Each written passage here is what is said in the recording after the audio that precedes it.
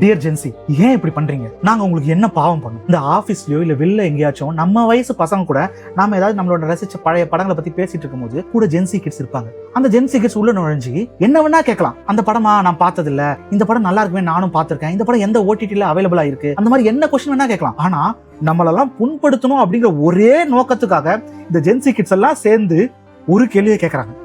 ஆமா, அந்த படம் எந்த இயர்ல வந்துச்சு?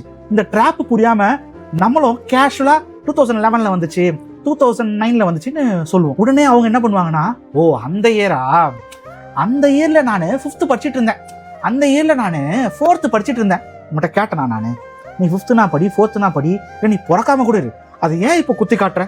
இப்போ எங்க மைண்ட் என்ன போகும்?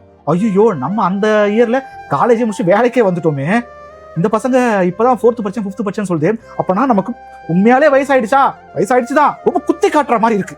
புரிஞ்சுக்கோங்க, இனிமேல் தயவு செஞ்சு இந்த மாதிரி ஒரு கேள்வி கேட்டு மனசை புண்படுத்தாதீங்க. அதெல்லாம் பாவம்.